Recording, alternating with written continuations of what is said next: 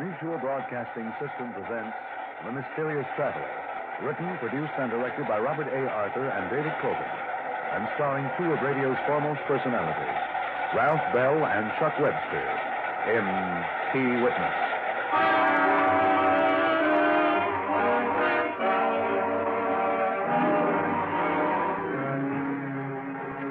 This is The Mysterious Traveler, inviting you to join me on another journey into the realm of the strange and the terrifying. I hope you will enjoy the trip, and it will thrill you a little and chill you a little. So settle back, get a good grip on your nerves, and be comfortable, if you can, as we watch an underworld syndicate and the government go in desperate search for the same man. It's the story I call Key Witness.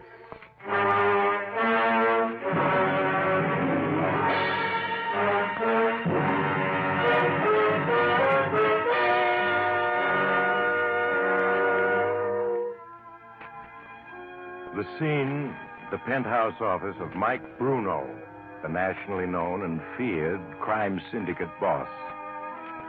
Bruno, a tall, ruggedly built man in his 40s, paces back and forth as his head accountant, Oliver Smith, turns the pages of a ledger, reading the figures before him. Income from Waterfront Enterprises, period ending July 31st, $42,765.50. Income from Wire Services, period ending July 31st, $71,942.20. From Nightclub Enterprises, the same period, $56,713.42. Income... Okay. That's the income on the books of the government. Now, what are the real figures? You got them in your head? Of course, Mr. Bruno.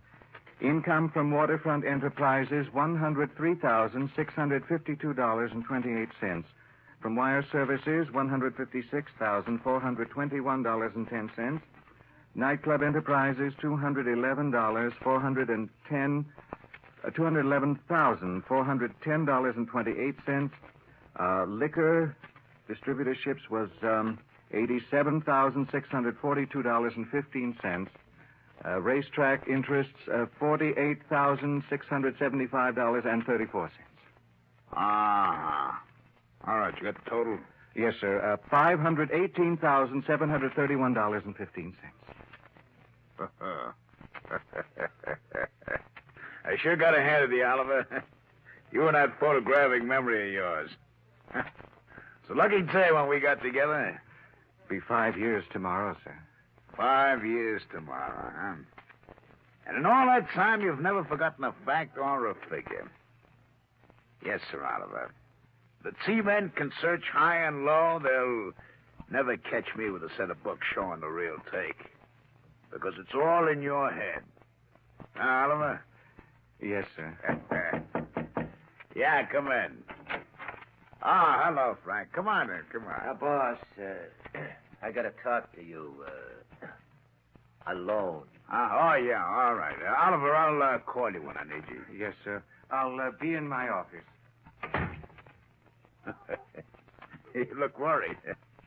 What's the matter? Let's have it. I just got word from the big boy. Treasury men are going after you. Is it winter dressing, or do they really mean it? They really mean it. But with all the headlines in the papers, we'll have to make a cleanup. And you're it. Can't the big boy stop? No. This is too big even for him. And, he says you're on your own. That's nice. Where's it coming? The T-men will be here tomorrow morning. To seize your books. Don't waste any time, do they? Tomorrow morning, huh? Bruno, what are the chances of the books standing up under a real investigation? Maybe yes, maybe no. The books don't satisfy him. They start questioning Oliver. Yeah. Well, what are you going to do? I gotta think.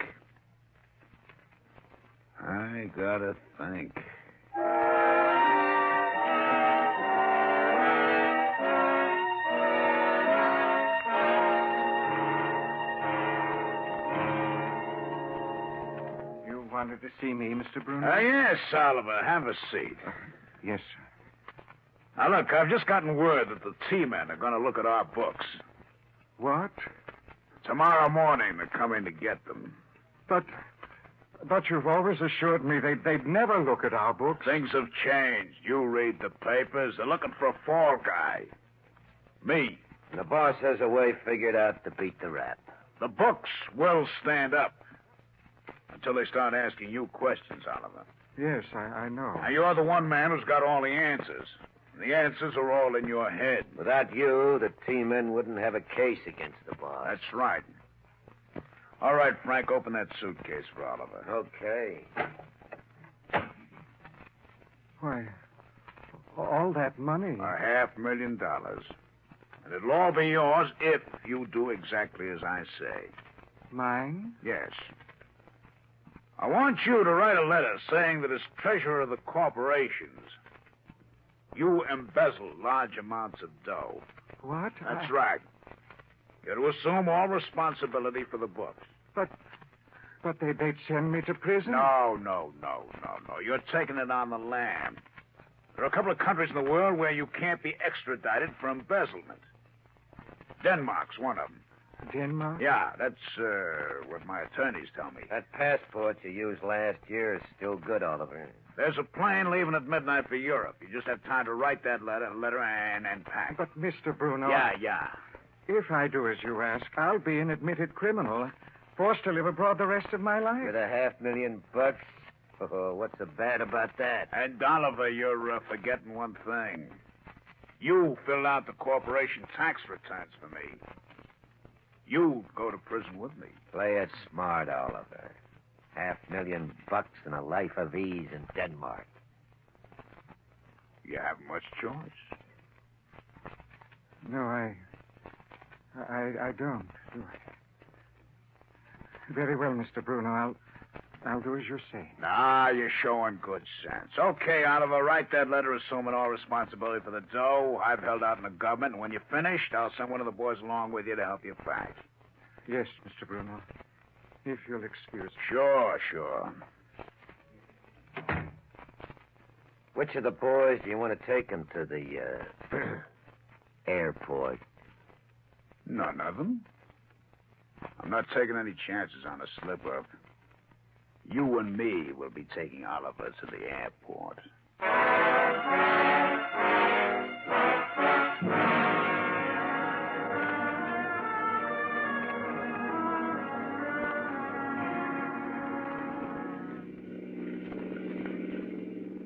Mr. Bruno, Yeah. haven't you taken the wrong road? This isn't the way to the airport. Relax, Oliver. We got plenty of time to make the airport. Sure, your plane doesn't leave for another hour. But we're going in the opposite direction of the airport. Why, at this rate... All right, shut up. That's $500,000. Denmark. You never meant it, did you? You catch on fast. Now that you have that letter I wrote you, you're going to kill me. No one lives forever. Easy does it, Oliver. Where are you taking me? We stop at the top of the hill, boss. Right. Mr. Bruno, you can't kill me. Not after 5 years of loyal service. Haven't I always done everything you asked without question? Take care of him, Frank. No, don't do... He'll be out for at least 10 minutes. That'll give us more than enough time. Yeah. Which spot the other car? A clump of trees up ahead, out of sight. Good. Yeah, it's lucky traffic's light on this road. That's why I picked it. Okay, let's finish the job. Put him behind the wheel. I got him. Easy. There we are. All right, I'll release the brake. Start pushing. I'll steer it. Just a few more feet to the edge. You say it's 200 feet to the bottom? Yeah. Nothing but rock down there. Okay, she's starting to roll. There she goes.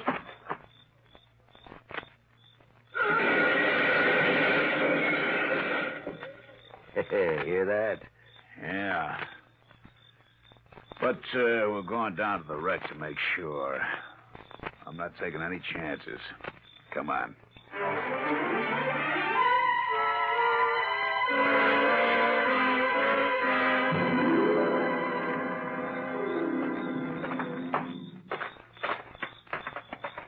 Look at that car, completely wrecked. We didn't have to bother coming down here. Maybe not. Is he still behind the wheel? I can't tell you. Wait till... No, he isn't behind the wheel. He's not in back either. Let's look around. He was probably thrown clear of the car. I don't see him. He's got to be around. Hey, What's that you're picking up? his wallet. Some keys. His wallet. That wreck didn't finish him off. He must have gotten away. A 200-foot drop. He couldn't have. No, then where is he? I tell you, he came out of it alive. He's on the loose. Well, he couldn't have gotten far. Come on, let's look for him. In the dark. We never find him. Let's get back up the road. Next tavern's half a mile down the road. I've got to get to a phone.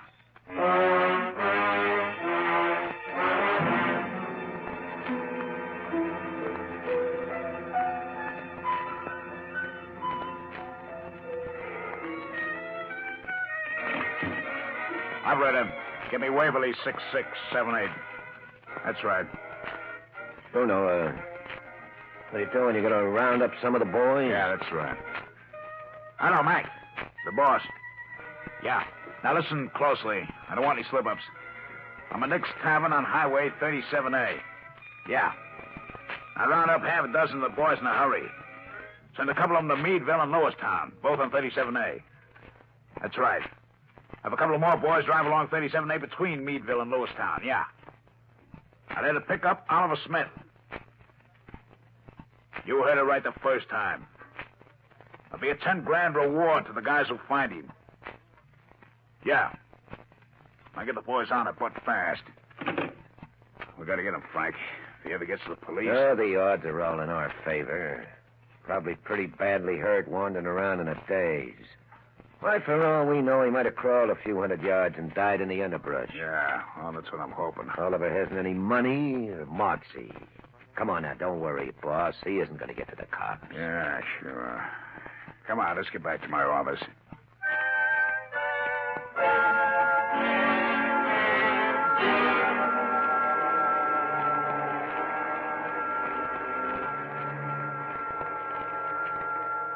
What time do you got, Frank? The time? A few minutes after 9. They've had since midnight to find him. 9 hours. Not a trace of him. Hey, maybe they found him. Hello? Yeah, Mac? No sign of him, huh? Give me that phone. Mac. How many boys you got out now? 12. You can't even find one broken down accountant? Have you searched for the woods, the underbrush? Well, all right, do it again. Tell the boys the reward has been up to 25 grand. Yeah, that's right, 25 grand. Oh, will you relax, boss? Will you just take it easy? Take it easy, take it easy. You know what it means if Oliver spills the fence? Yeah. Oh, I say. Have him come in. It's George Tonelli of the Treasury Department. How are you, Mr. Tonelli? Come on in. Thank you, Bruno. This is my associate, Frank Stevens. Hello? How do you do? Bruno, I have an order here empowering me to seize the books of all your corporations. What for? I pay all my taxes.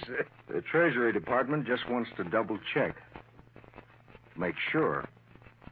Well, that's the way you want it. Okay, you can have the books. I got nothing to hide. Good. Where's your head accountant? Oliver Smith.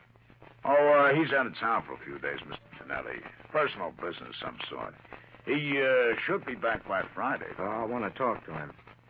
After we'd gone over the books. Oh, yes, I understand. Miss Daniels, will you see to it that Mr. Tonelli's given all the books of our various corporations? That's right.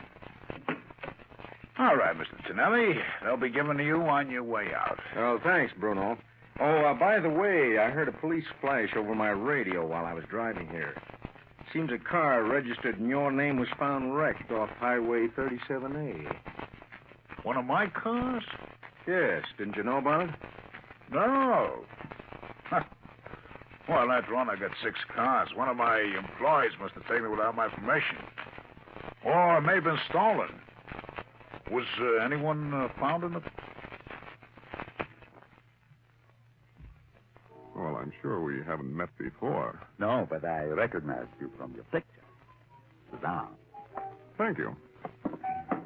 Yes, like I always say, for more cops like you, we'd have nothing to worry about. I've been following your career for years. How did you like the Crane case? I don't think I remember that one. Oh, you must. Their plant was held up back in 1946. As I recall, the bandits got away with $90,000. That was a lot of money in those It days. still is.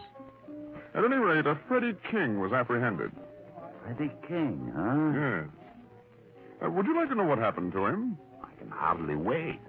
He pleaded guilty and was sentenced from 5 to 10.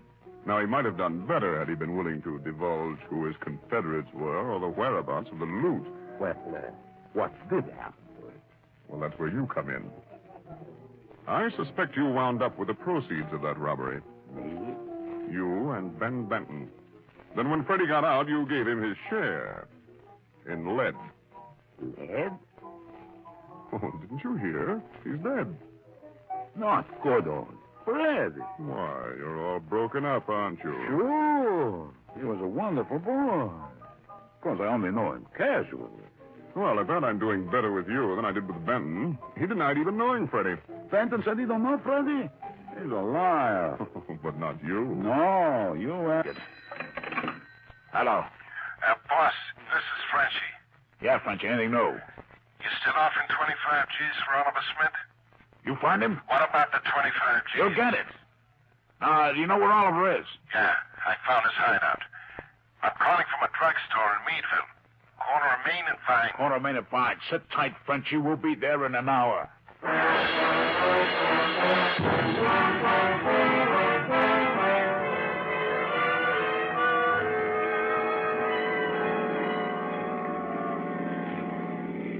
Slow down, boss. There's Frenchie on the corner.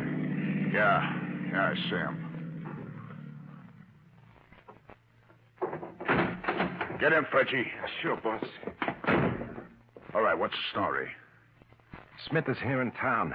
He's locked up in the town jail. What? The cops have him?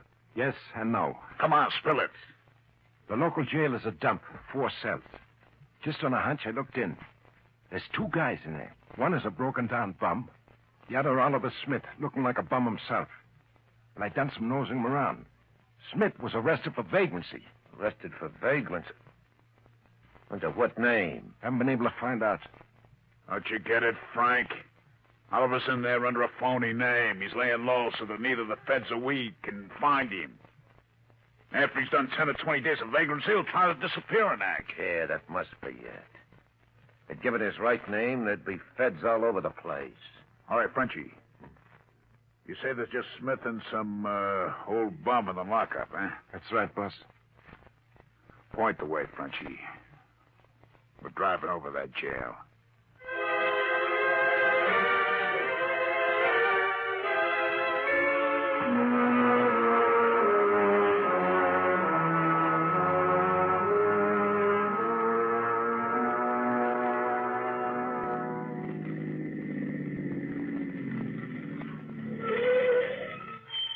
That's it over there? That 2x4? Yeah, that's it. Where's the sheriff at this time? He lives in that white frame house next to the jail.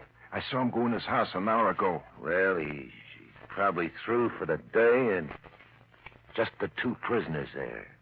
Yeah. Frank, you got a key that would open those cell doors? Oh, sure. Those old locks aren't any trouble. Good. Frenchie. Hmm? You got a knife. Yeah? That's good. I want you to take care of Oliver. Right now. Look, boss, it's a dangerous setup. What with the sheriff just a few yards away from the jail, and that bum dares a witness? You can wrap the whole thing up in a minute flat. No, I can't Frank do it. This is more in his Because line. Smith knows Frank. He'd start yelling the moment he saw him. He doesn't know you. Yeah, maybe not, but... If you want that 25 grand, you'll do it. In fact, you'll do it because I'm telling you to. Okay. Here's the key, Frenchie. You won't have any trouble with those locks. Just give it to him. Fast and clean.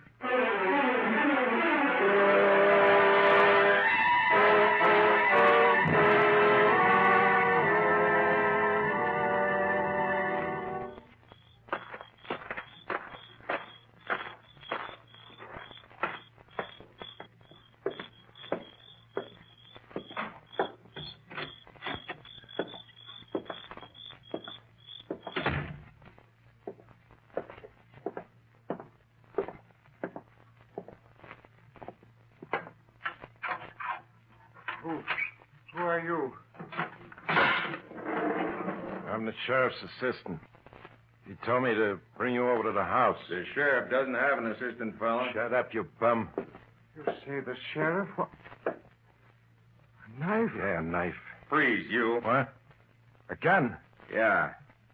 Don't let the costume fool you. Treasury Department. Okay, Sheriff. A frame, huh? Well, looks like you were right, Mr. Tonelli. So you got your killer, eh? Yes. Throw this guy into a cell, Sheriff, after you've taken that key from him. I'll be right back.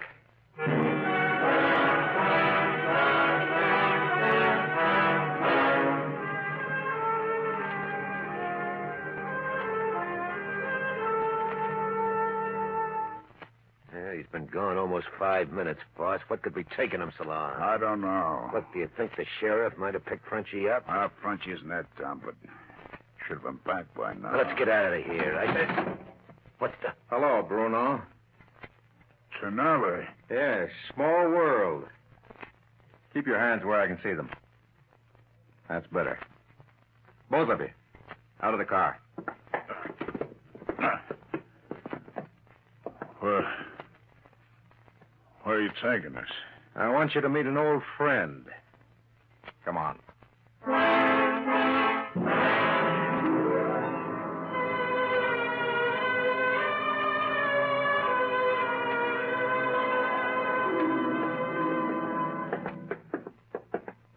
Straight through that door, Bruno. Now, look, Tonelli, I'm no two-bit hoodlum you can parade around at guns point. I want to call my attorneys. Now, no one's going to deny you your legal rights. Here's the gunman you sent in to kill Oliver Smith.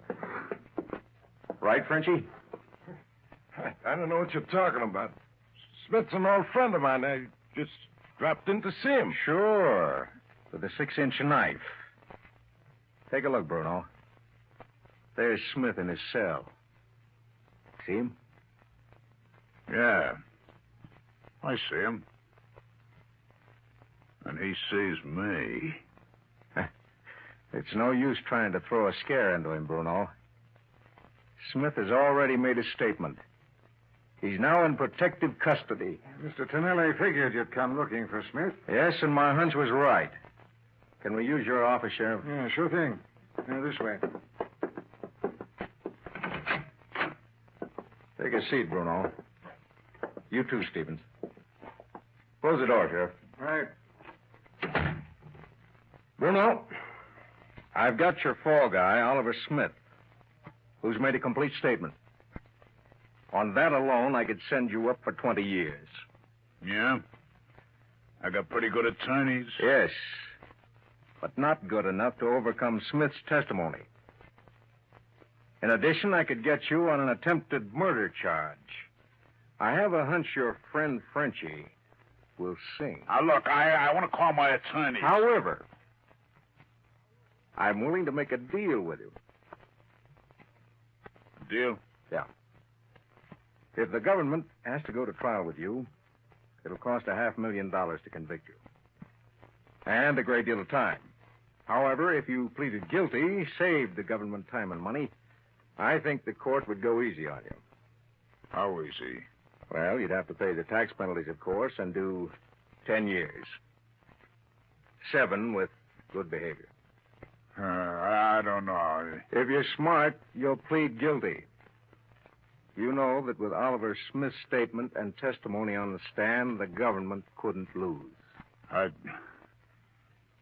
got to think it over. There's no time. It's either yes or no. Now make up your mind.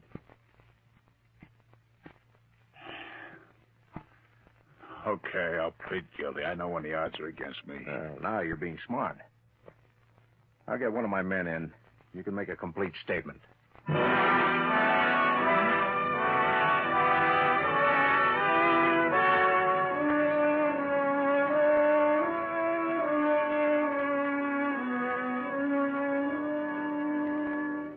All right, Bruno. You've read your statement over. Sign here. Now, look, if I sign, you guarantee the limit will be 10 years. You have my word. Okay. That does it. Hey, Sheriff, you bring in Oliver Smith. I'll be taking him back to the city with me. Sure, Mr. Smiley. When did you find Smith? The sheriff picked him up at 6 this morning, after the accident. He was wandering along Main Street. Did he tell the sheriff who he was? No. Here's Smith now, Mr. Smiley. Thank you. As a matter of fact, Bruno, Smith couldn't have told the sheriff who he was, even if he wanted to.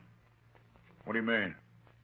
When the sheriff picked Smith up and questioned him, Smith couldn't answer. Couldn't answer. That's right. The sheriff called in a doctor. An examination revealed that Smith had amnesia. Amnesia? Yes. He got it from a severe head blow he suffered in the accident. It's a case of complete amnesia. But if he's got amnesia, that means he doesn't remember anything of the past. He couldn't have made a statement to you or testified against me. No, he couldn't. And without Smith's testimony, we had no case. That build-up you gave me, it was a bluff, a lie. Yes. But justice has been served. And that's the important thing. Isn't it, Bruno?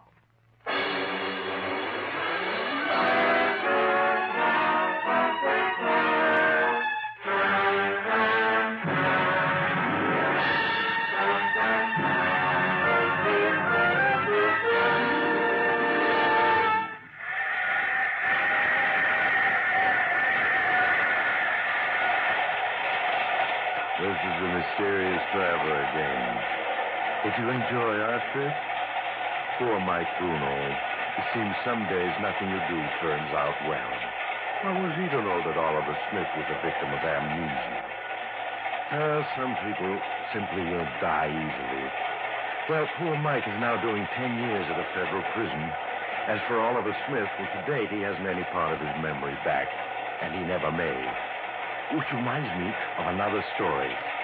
It concerns a young and enterprising undertaker who developed the unique idea of soliciting customers before they were dead.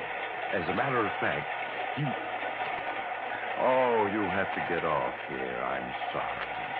I'm sure we'll meet again. I take this same train every week at this same time.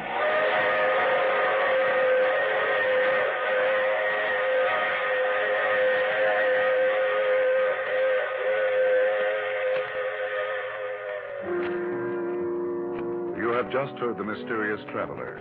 Now you can enjoy other tense and exciting tales of The Mysterious Traveler in the current issue of The Mysterious Traveler magazine, now available. In our cast were Ralph Bell, Chuck Webster, Brett Morrison, and Lawson Zerbe, with Maurice Tarplin starred in the title role. Music under the direction of Emerson Buckley, composed by Richard DuPage. The Mysterious Traveler is written, produced, and directed by Robert A. Arthur and David Kogan. Phil Tonkin speaking. This program came to you from New York.